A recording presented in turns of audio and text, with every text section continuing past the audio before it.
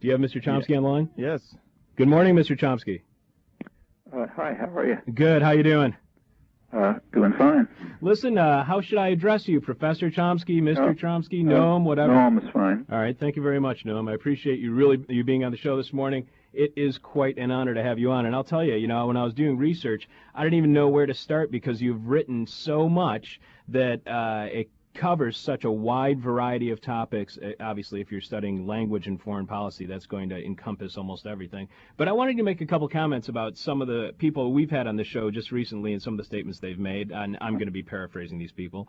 One of them is somebody that you mentioned in the most recent book that you and David Barsamian have collaborated in, the Propaganda in the Public Mind.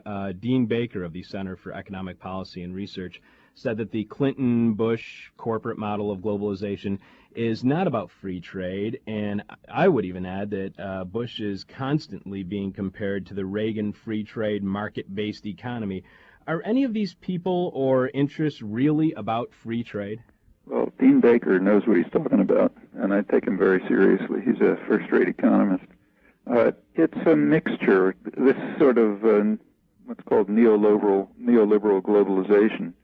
If you take a close look at it, it's a complicated mixture of liberalization, free trade and protectionism, high protectionism, with all sorts of, modified and finessed in all kinds of ways to ensure that major concentrations of private power, unaccountable private power, gain dominance over domestic policy and international policy.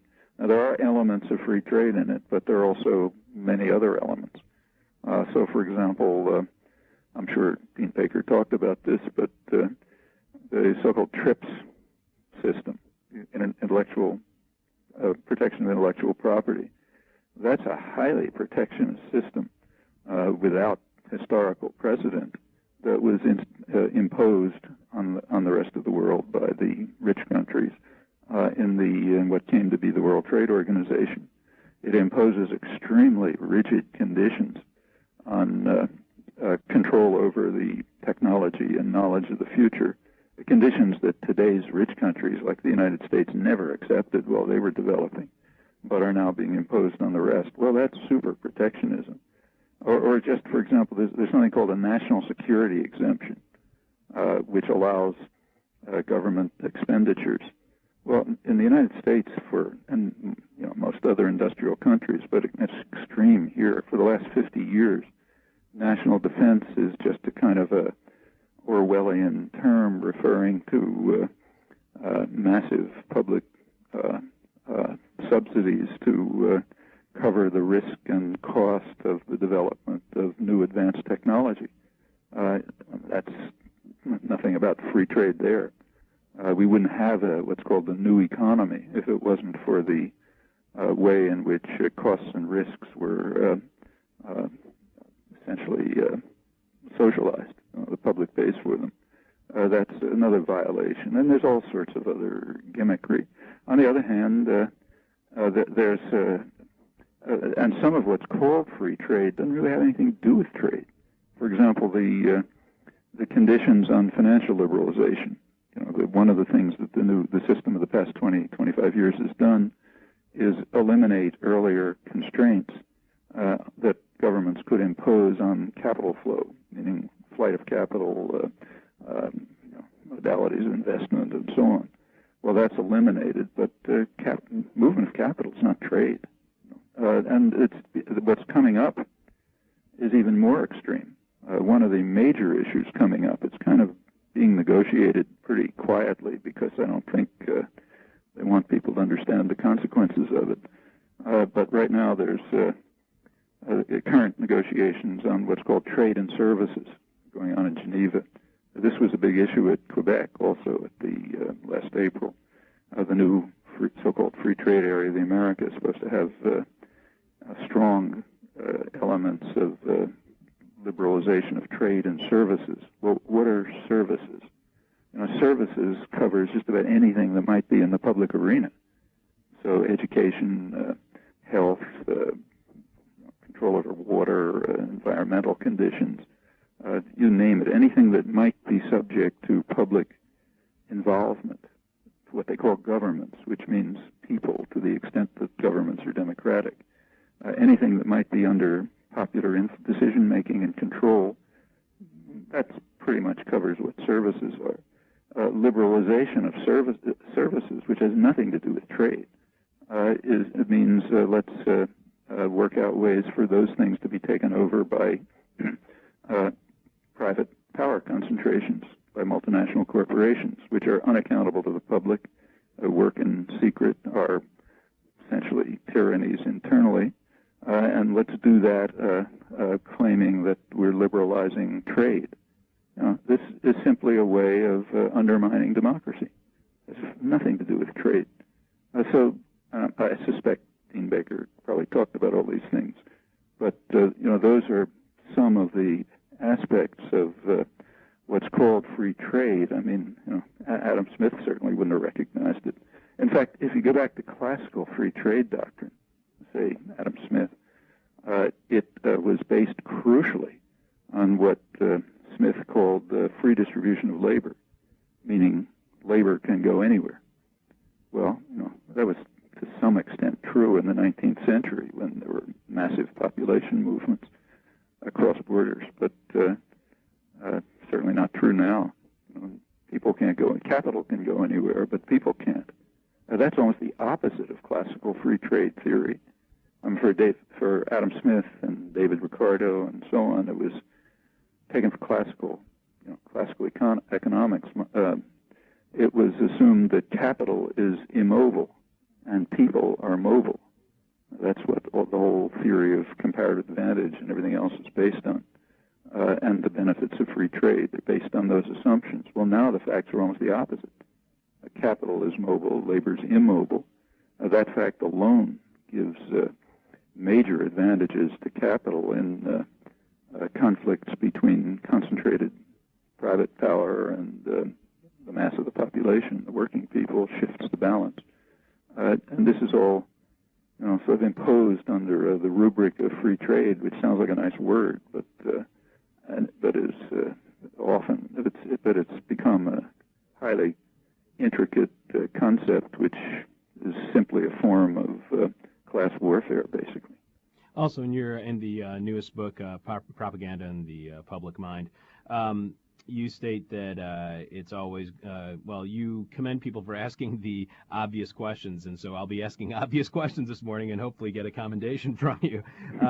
One of the things that I've heard people who are neoliberal, or maybe even a better term for it is conservative, or whatever label, those are so nebulous, I really don't even know what those words mean anymore, is that at the critics and protesters of, for instance, the free trade area of the Americas, or the WTO hearings, or ministerial hearings, or whatever globalization agreement hearings that are going on, they always say that, business has to be represented because these are about business and trade, and those people know the best about what to do with business and trade, and the people should be represented, and the people are represented by their elected officials. So having protesters and critics say that it is not a democracy because, in fact, the people are being represented by our U.S. trade representative annuls the fact that that it is not a democratic process. How would you respond to that?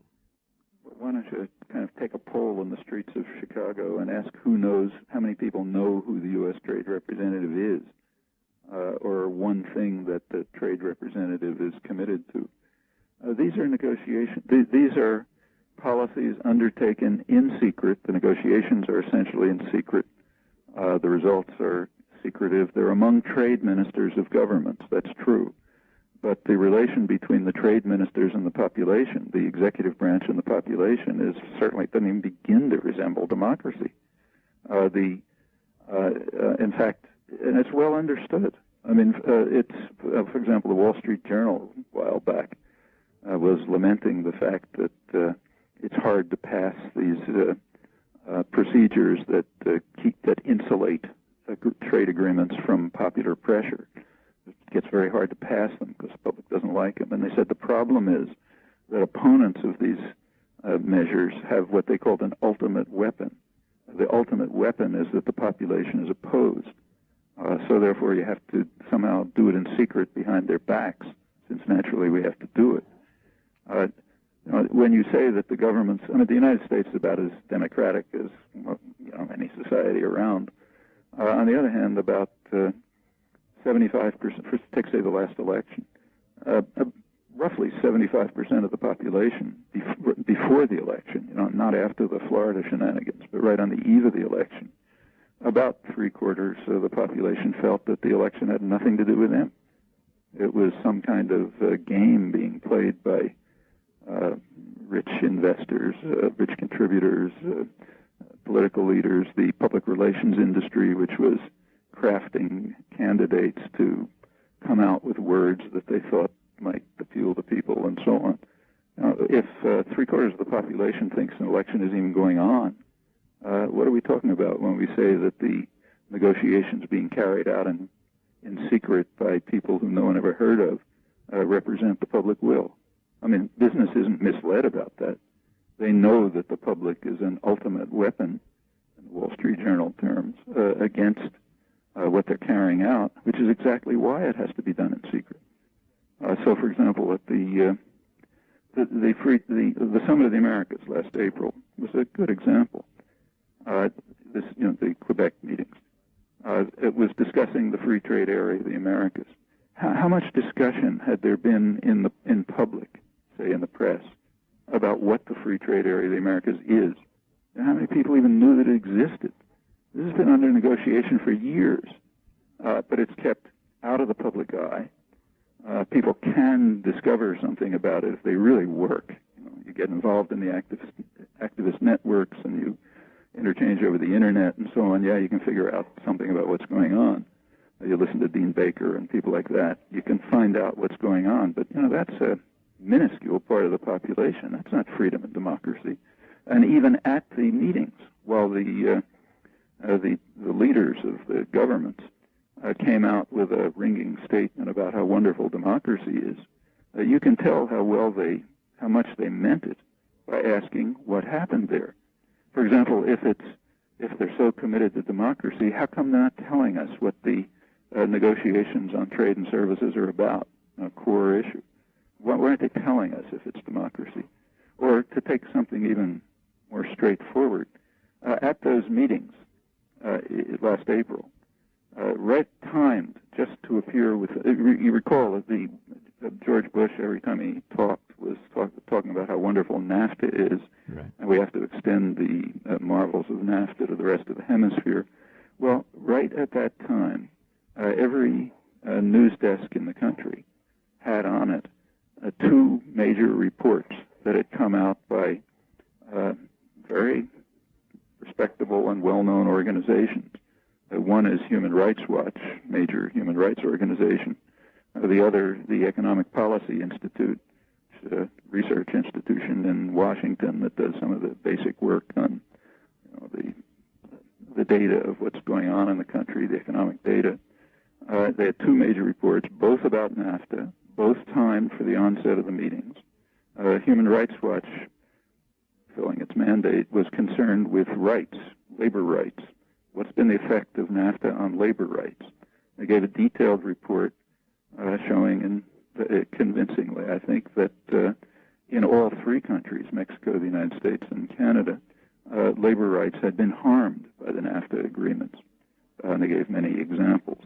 The Economic Policy Institute had three major studies, one by specialists on Mexico, United States, and Canada, indicating that, which gave plenty of evidence, that in all three countries, the large majority of the population had been harmed, mostly in Mexico, where it's quite serious. Well, okay, maybe you can argue about whether the results are right or not, but what's interesting is they weren't discussed. There was virtually no mention of them at the meeting, and as far as I could find, virtually no mention in the press. Well, people ought to know.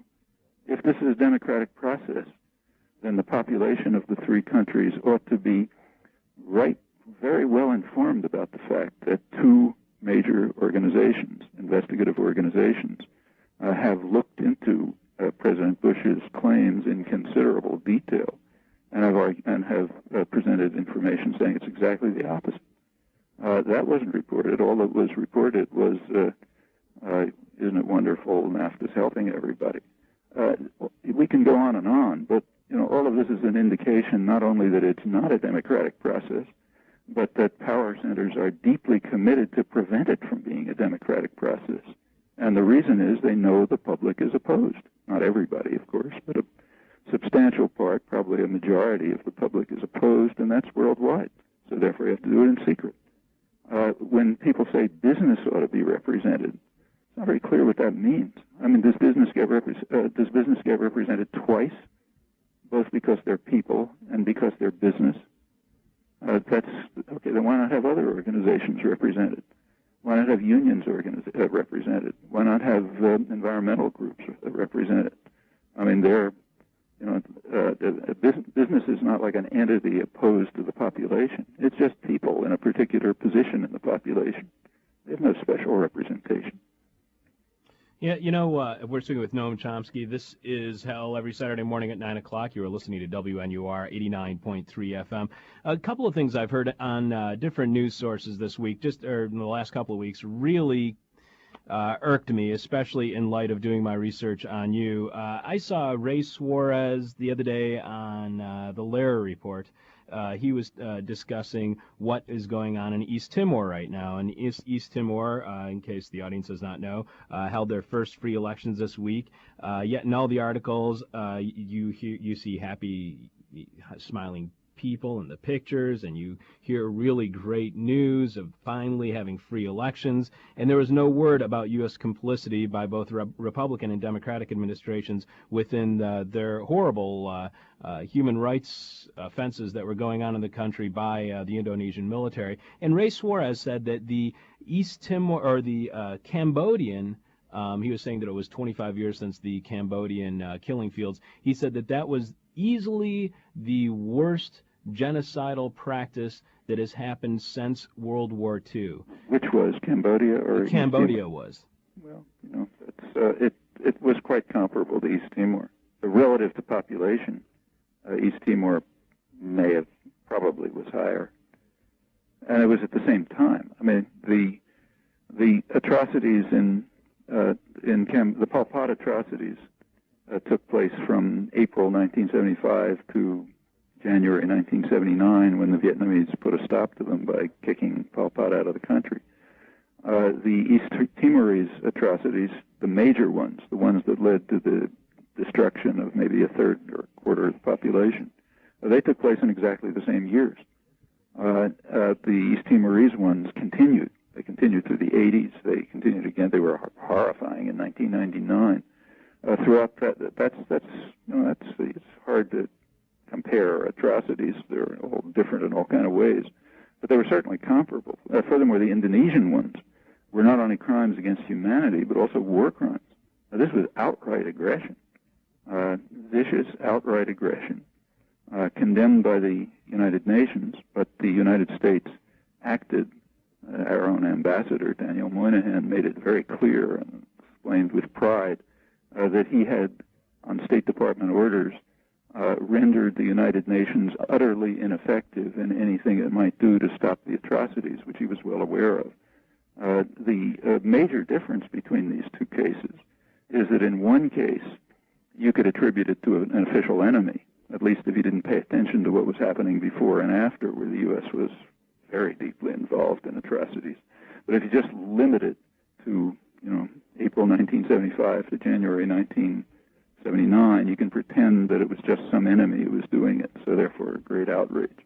In the case of East Timor, comparable in those years and then becoming much worse later, you can't say that. It was the U.S. that was primarily responsible by providing the arms, by providing diplomatic support, by suppressing the facts here, which was done. It's a media contribution. And that continued, and then the Britain got in. By 1978, at the peak of the massacres, Britain got heavily involved in implementing them. That went on right through September 1999. I mean, at a time after the vote, when the Indonesian army went on a real rampage,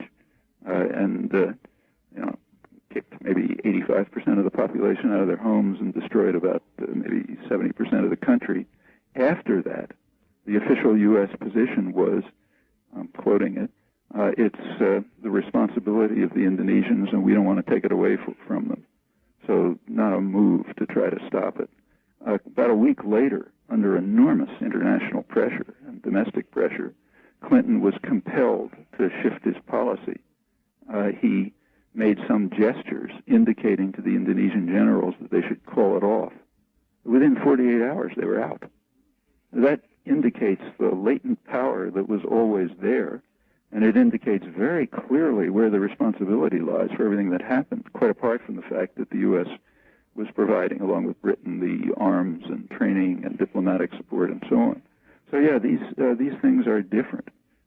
In one case, if you narrow your sight sufficiently, you can attribute it to an enemy.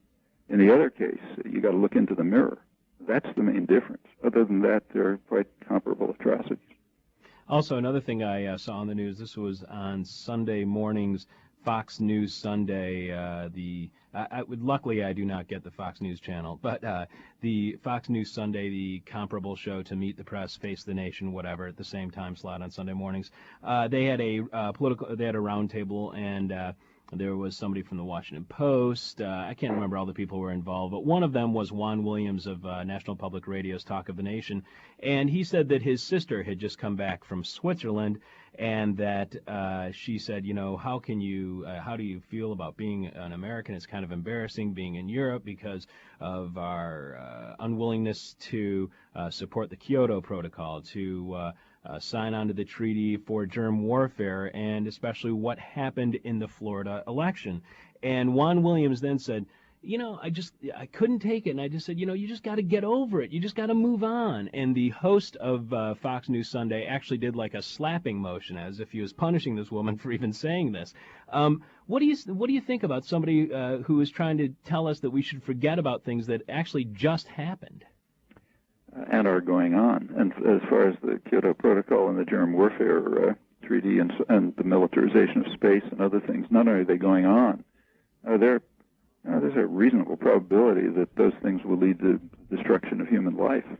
We're not talking about minor things. I think I didn't hear the comment, and don't like to talk about individuals when I haven't heard them. Right. But anyone who says that, let's make it abstract. What they're doing is living up to a kind of a major principle of life, unfortunately, which is don't look into the mirror. Look at somebody else's faults, but don't look at your own. You can find nice comments about this in the Gospels if you want. And unfortunately, there is such it's very easy, it's very convenient to say, look, I'm only going to look at what the other guy did that was wrong. I'm never going to look at myself. I'm not going to look at the mirror and ask what I'm responsible for, because then that raises, hard questions. It's much easier to talk about how rotten the other guy is. We're all familiar with this, and it's a profoundly immoral position. And in the case of an extremely powerful country like ours, and people who are like us, who are therefore very influential in the fate of the world, it's not only immoral; it's criminal. How do you feel about I don't know, I'm trying to figure out how to word this.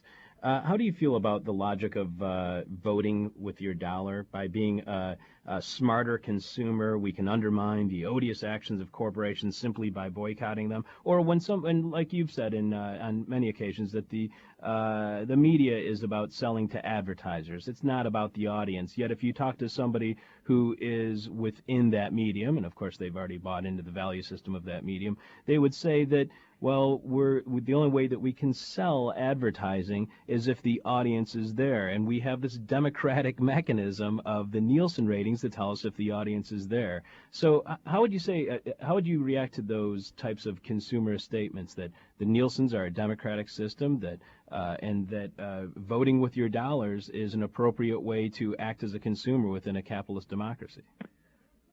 Voting with your dollars is an interesting form of democracy.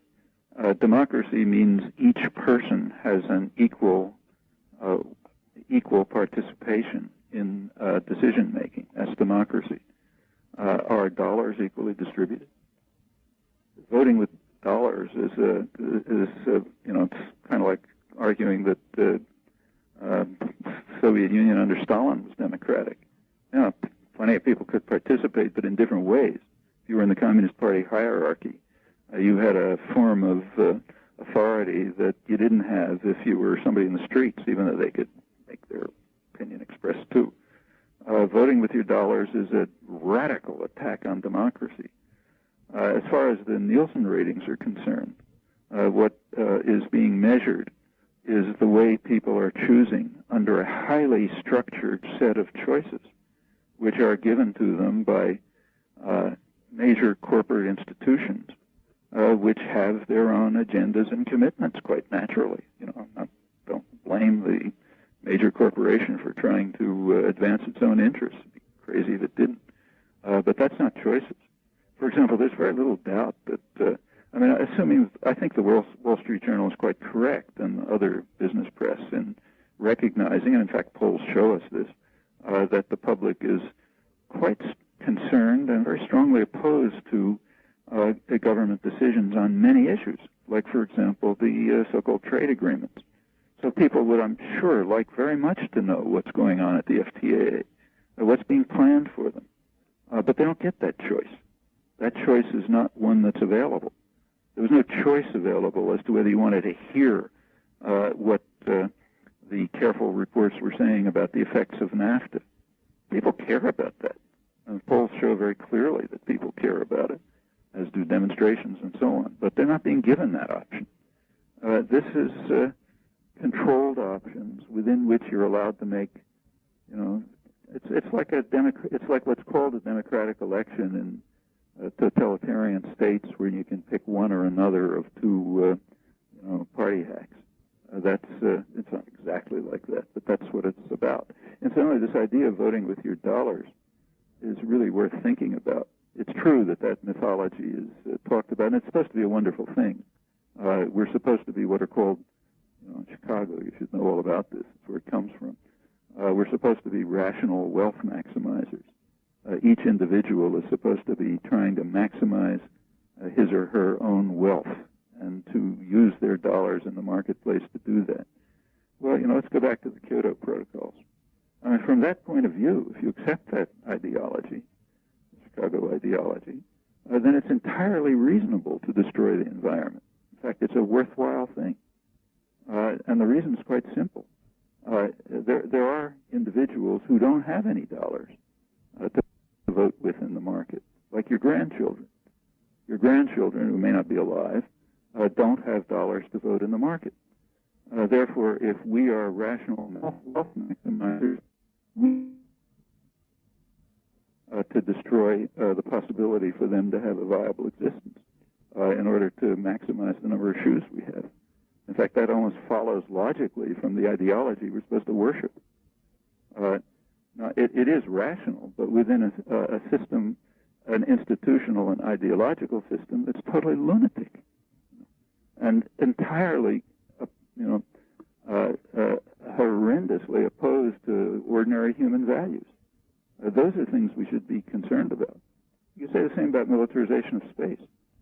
What's masked under missile defense, because defense sounds nicer than offense.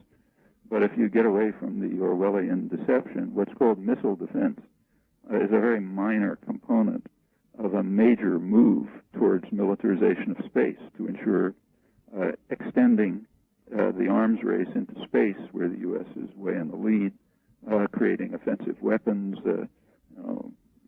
massive systems of destruction that can be used for global dominance. The administration, and this runs through administrations, like the major documents we have are from the Clinton administration, high-level documents, are saying, look, we got to do this for the same reason that Britain had a navy, to control the commerce and investment opportunities of the British all through the world. We need to control space for that, and we have to have offensive military capacity to ensure that we can immediately destroy anyone who gets in the way. What they talk about is pretty amazing. That makes sense, too, if you don't care about the question of whether the world will survive in another generation. These policies raise significantly the chances of what are called in the literature normal accidents. any complicated system is going to have unpredictable accidents. Anybody who has a computer knows that. Every once in a while, something goes wrong for some unpredictable reason. And when you get really complicated systems, it happens all the time. So there's a technical concept called normal accidents. When you get something like hair trigger command and control systems that are going to launch, laser-like death rays if they think something's going wrong, like some other country shooting off an anti-satellite weapon, you're making it highly likely that normal accidents will appear. Those normal accidents are not like your computer crashing. They're like the world going up in smoke. But it makes perfect sense to accept that possibility if it leads to short-term gain. Short-term gain both in profit and in power and global control. So the policies of self-destruction have a kind of rationality. I once wrote an article about 20 years ago when the whole Star Wars lunacy was going on called The Rationality of Collective Suicide. And the point of it was to say, yes, within a framework of lunatic institutional and ideological commitments, within that framework, it is rational to carry out actions which may well lead to collective suicide. Well, that ought to raise, I think that's true, and it's even more true now, and it ought to raise serious questions about the institutions and the ideology.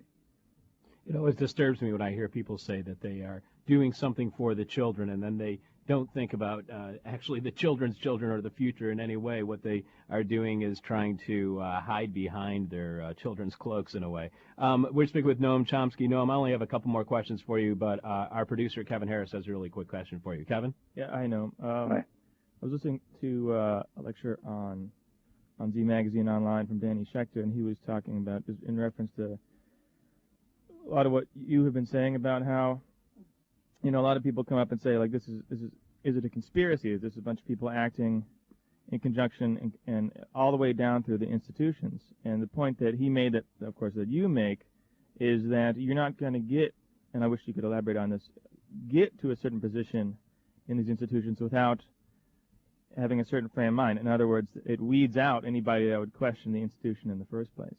Yeah, that's true, and I think most of us know this in our own personal lives.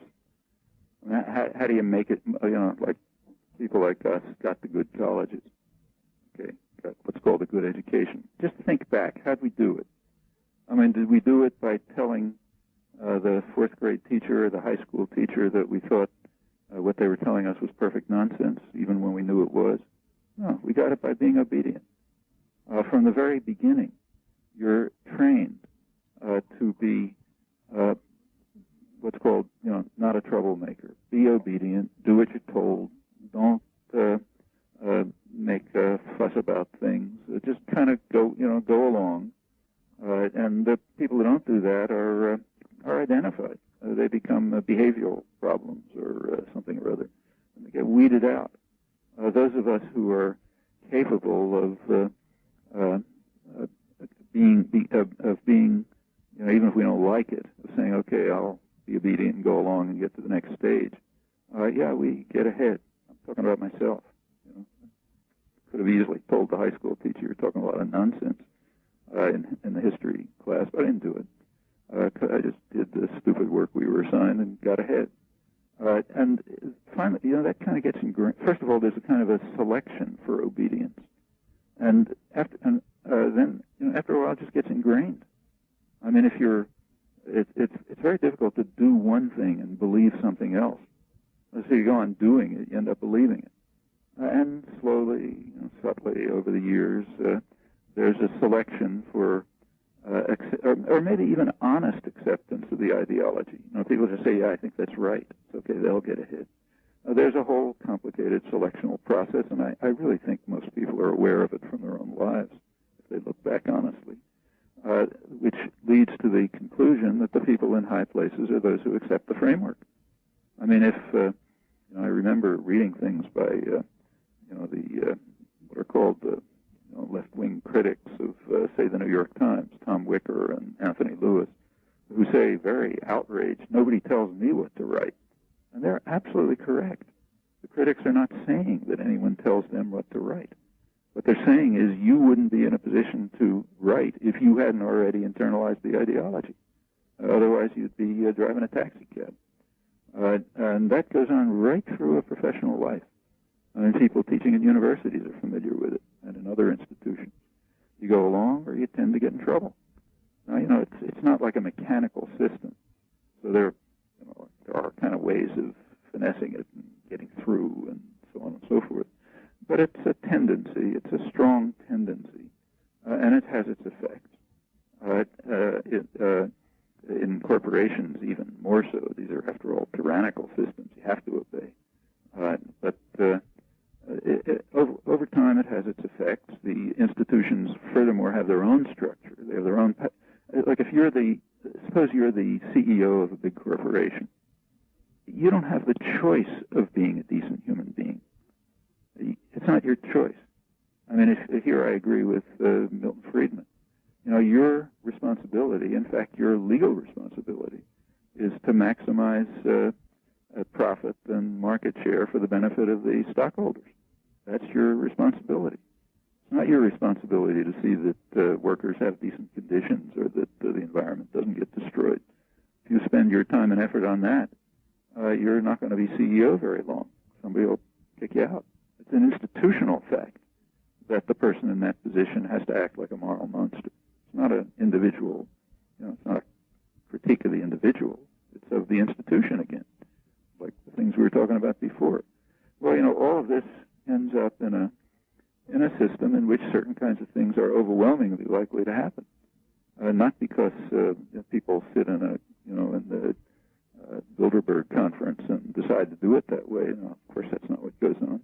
But for deep-seated institutional reasons that that permeate much of the society and that are heightened and sharpened in essentially tyrannical institutions like corporations, which have by now enormous power, linked to one another, tied to powerful states, extremely influential in setting the framework within even the most democratic states have to function. That's and the media are just part of that, of course. So that leads to consequences which can be ameliorated, and they should be ameliorated. But the long-term solution is not to ameliorate them. I mean, you could ameliorate slavery too. You make it less onerous. The problem is to get rid of it. As you've said, unless you internalize the values of America being a superior nation, having a superior government, even a benevolent government, as you were just saying, you end up being a taxi cab driver, or you might end up like me, being a bitter, blind, broke, gap-toothed radio show host who isn't right. getting paid. I should say that internal to the institutions, like the media. I mean, I have personal friends in the media, way high up, some of the best-known people. I won't mention names, who are much more cynical about them than I am, because they see it from the inside. And they try to create a space for themselves where they can do certain things and kind of get away with it. And have all kind of techniques for doing it. Very self-consciously. This includes some of the best investigative reporters, for example. I have two questions for you. One question is the question from hell, which is how we finish every interview. We're speaking with Noam Chomsky. We always try to ask a difficult question or a question that is just kind of, silly maybe. But I had another question before, and I just don't think that you could do this in a brief amount of time, and I don't want to ask you to lessen the value of such an important question. But we've had people on like Dunstan Bruce from Chumbawamba, Penny Rimbaud from a band called Crass. We've had Chucko on from this this anarchist internet clearinghouse called infoshop.org, and every one of them seems to have an opinion, or actually a definition of what anarchy is that seems to be completely opposite of what you either hear the media saying or maybe even some trendy poser saying, who believe that all anarchy is about complete destruction, absolutely no organization whatsoever, and everybody just doing what they want to do and not working together whatsoever. Is there any way that you could define anarchy in a brief period of time, or is that just too important of a question? Well, first of all, nobody owns the word, so you can say it is whatever you feel it is. But if you take a look at the anarchist tradition, it's a very rich tradition. deeply rooted in the American tradition, I should say, in life and practice more than in ideology. But if you take a look back at the anarchist tradition, the way it's been implemented and formulated and so on, almost everybody is committed to a highly organized society, but a society that's organized from below.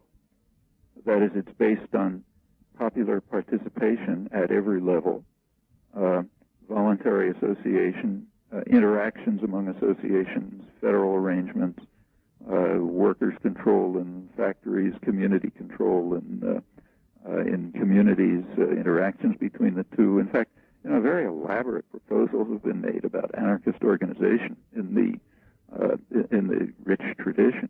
If you ask what it's all about, let's put it in a phrase. I mean, as I say, people can look at it differently, but what it's always meant to me, and I think this is like the core of the tradition that goes way back, is a commitment to question authority. If you discover an authoritarian relation, a relationship of control and domination anywhere, family life, international society, wherever it is, if you discover such a relation, challenge it. Ask if it's legitimate. It's not self-legitimizing. Any relation of power and authority has to justify itself. If it can't, it ought to be dismantled. Now, sometimes such relations can be justified. Like if I'm taking a walk with my, 4-year-old granddaughter in the street, and she runs out in traffic, and I grab her arm and pull her back, that's an authoritarian relation, but I think I can justify it. And there are many others that in particular circumstances, you can give a justification for it. But the point is, it's the burden of proof is on the person who exercises the authority. And most of the time they can't do it. Now, the major problem in social change, this has to do with, whether you're talking about slavery or women's rights or, political freedom or anything else. I mean, the major problem is what's called raising consciousness. That is recognizing that you are in a position of subordination and domination, that you're the victim of subordination and domination. That's not easy to do. You tend to kind of like accept the world the way it is. And even to perceive that there is a domination that ought to be questioned, that's a very hard move, and the major move in social change and revolution over history right to the present. Once you can get to that level of consciousness, then you ask, well, it's the responsibility of those exercising the authority to justify themselves. If they can't do it, it's illegitimate. It's illegitimate. We ought to work to dismantle it and set up a more free and participatory society. There's no end to this process. It's kind of an ongoing process. It's kind of like mountain climbing. You climb, you see a peak, and you think, okay, I'll work hard and get there. When you're there, all of a sudden you notice there's another higher peak farther beyond. Okay, more consciousness raising. And I presume that's, human life insofar as it's decent. It's going to go on that way. So anarchism, as I see it, is kind of like a tendency in human affairs, seeking to create more freedom, more justice, undermine more, discover illegitimate authority, which is hard, challenge it, and find ways to undermine it. And you may have answered this question within that question, but this is the question from hell for Noam Chomsky.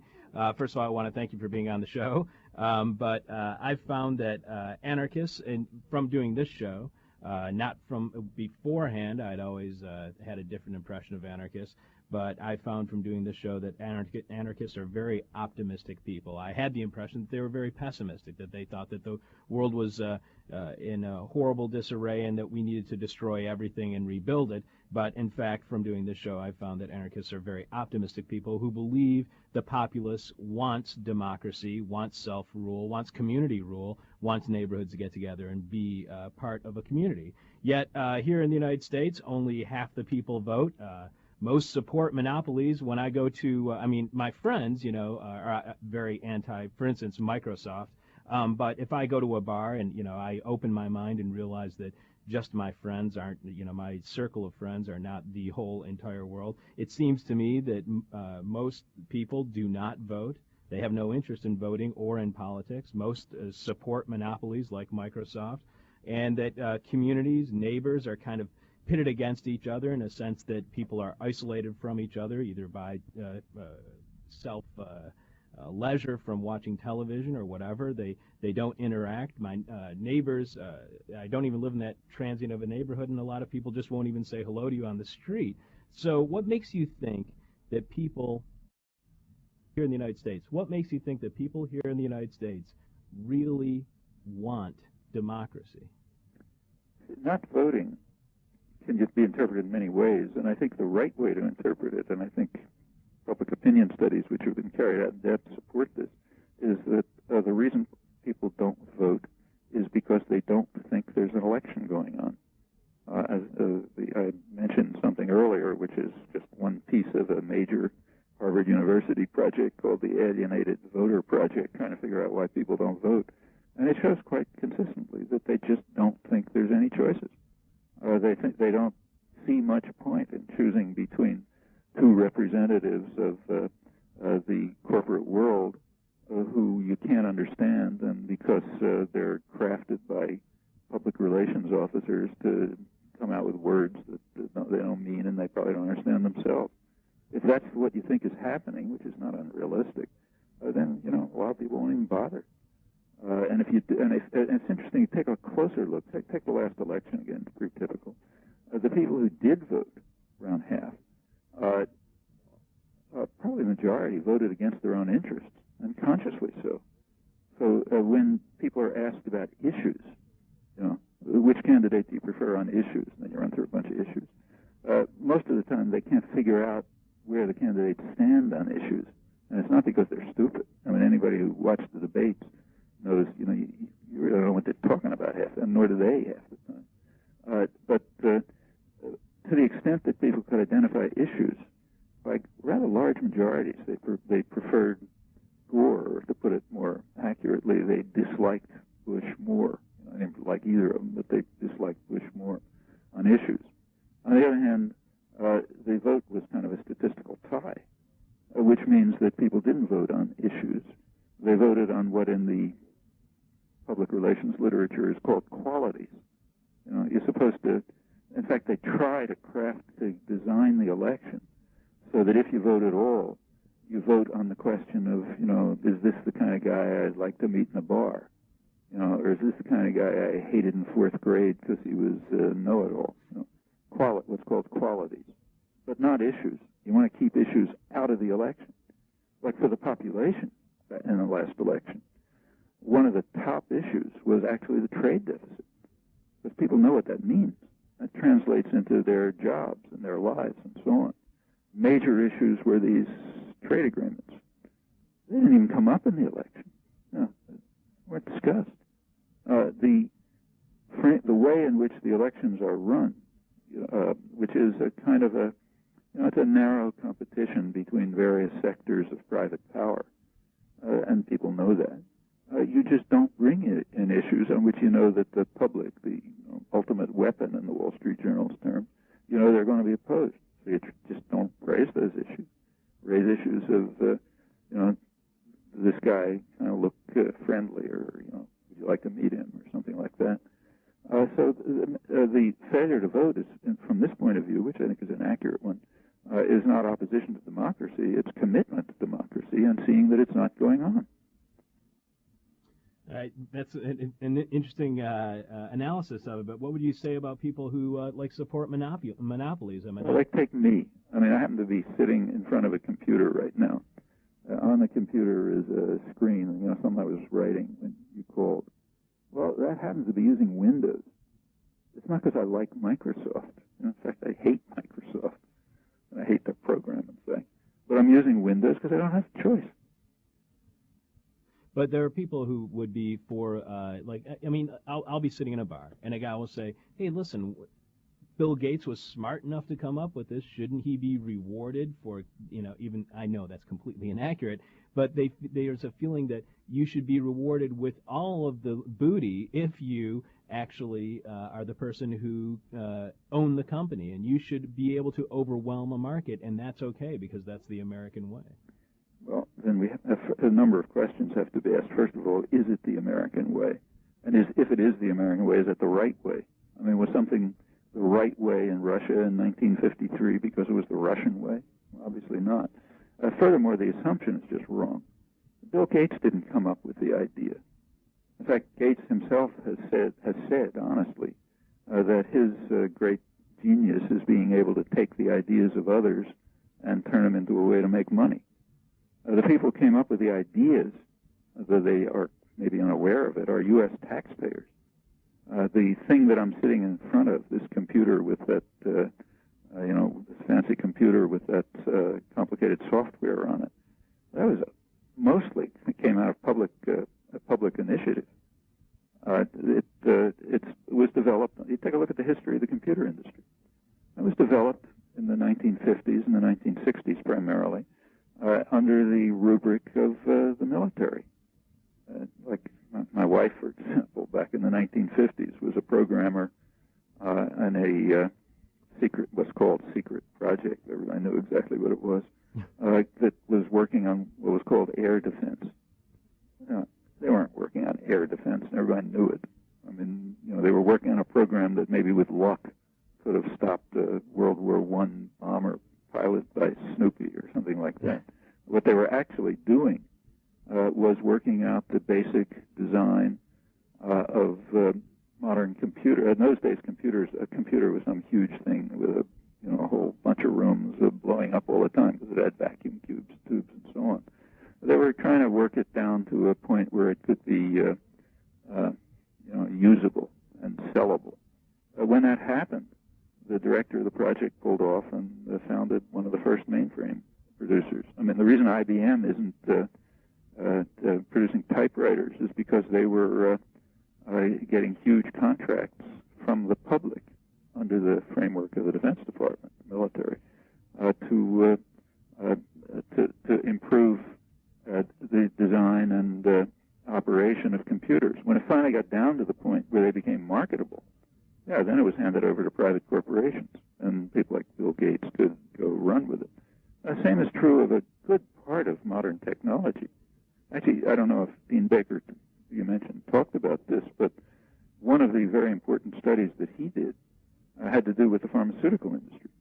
Now, the pharmaceutical industry claims that they need these terrifically high profits because of all the innovation and research and so on that they carry out. If they don't get the profits, we won't get new drugs. Well, Dean Baker, good economist, asked a simple question. How much of the R&D, the research and development, are the companies actually paying for? Well, turns out that the public is, through public expenditures, is paying a very substantial share, probably somewhere in the 40 or 50% range of R&D. Furthermore, that's a serious underestimate because the part that the public is paying for is what's fundamental to the new developments. A large part of what the corporations are paying for is, Me Too drugs.